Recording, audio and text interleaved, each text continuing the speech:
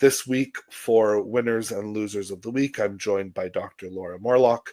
For her full bio and introduction, please check out our full episode where we've been talking about the Israel-Gaza situation and the history of the area and the Zionist movements around it.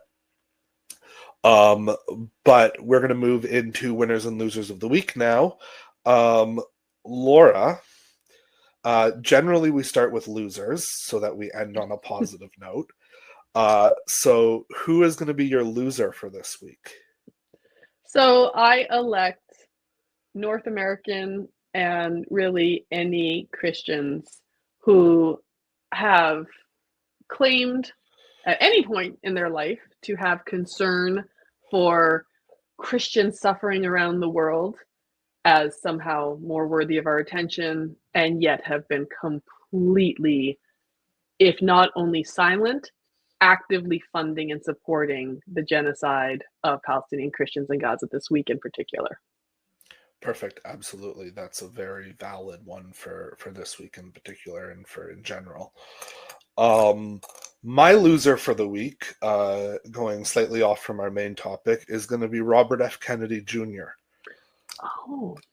The United States Secretary of Health and Human Services, and I can't even believe that those words came out of my mouth in relation to this man, testified before the Senate committee this week and was absolutely demolished by Democratic and Republican senators, including 2 Republican doctor senators, which was just amazing to see.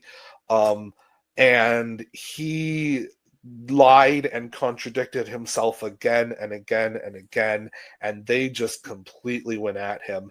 And I don't see how he can stay in his job after this, both from a fundamental perspective. It's just like he's lost all credibility that he may have had in the first place. And in addition, just from a purely like instinctual political perspective, Donald Trump exists for Donald Trump himself. And when you're in the sphere of Trump and you stop performing, especially on television where he exists and he actually does understand the TV world, he stops caring about you. And when he stops caring about you, you're out. It's just a matter of time. So I think either through resignation or through just a lazy tweet firing him one day, that is very much in the future now for RFK Jr. So he's my loser for this week. Interesting. All right, now let's move into winners of the week. Who is your winner this week, Laura? Honestly, it's hard to choose for me because there's so, I mean, there's the Sumud participants, there's the, and again, not to elevate Christian lives over others at all, but for the particular events in the last 48 hours, the Christian leaders who refused to leave their church in Gaza, both really strong contenders. But actually, I'm going to give a shout out to something I think is so heartening and sweet, and that is that Mennonite Action in Harrisonburg, Virginia, has been their representatives are particularly pro-Israel, to put it really mildly. Lindsey Graham is in that area, and yeah, and so they have been doing a massive collection of phoning for, I think it's been a month now, hundreds of calls, and not just members of Mennonite Action, but mobilizing people to make these calls.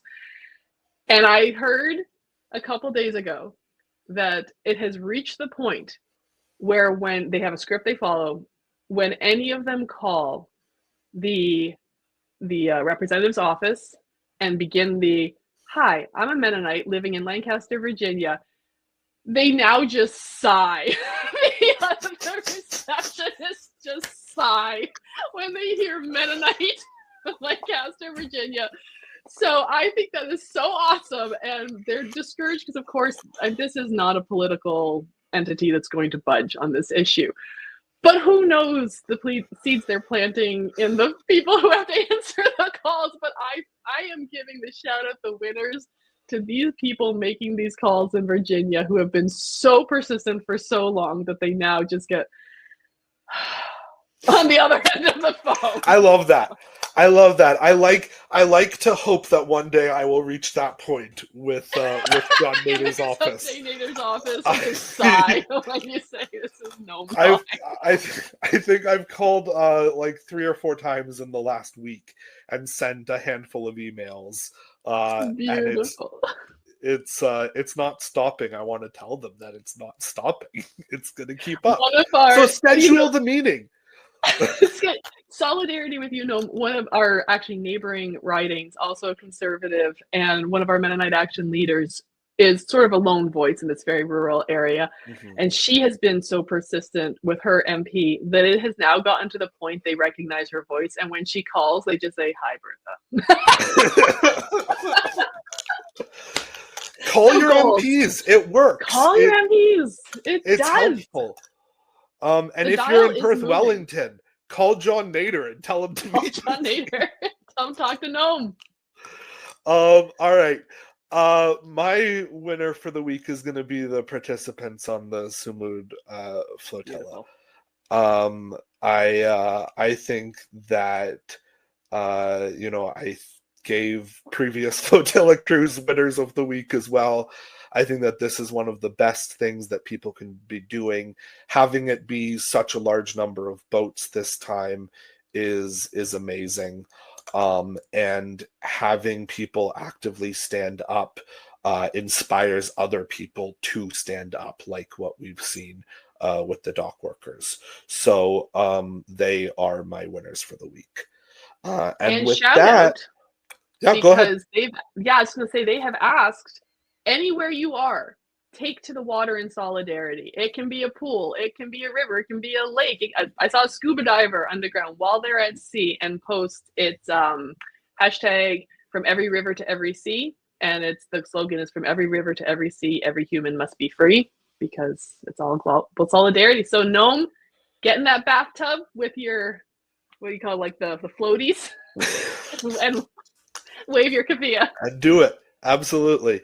If you're out there, please take to solidarity. And then after you've done that, call your local representatives and tell them that these crews must be kept safe, that they cannot be stopped, and that if Israel tries to stop them, you expect that your country will follow the Rome Statute, which compels countries to act to prevent humanitarian disasters. It is literally illegal for our leaders to not be interceding on behalf of Palestinians right now. Correct. So let's remember that as well. With that, we're drawing this episode to a close. Thank you so much for joining No Power Panel this week, Laura.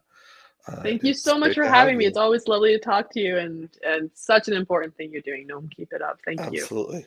Thank you. All right. Have a good one. You too. Right. Thank you. No suits, no script, just heat on the mic. Gnomes in the chair, calling out the hype with guest co-hosts, keeping it raw. Politics, power, no holds barred. It's No Power Panel. We say it loud. Crack through the headlines, cut through the crowd, laugh through the chaos, burn through the spin. If you're not angry, are you even tuned in? This is the No Power Panel.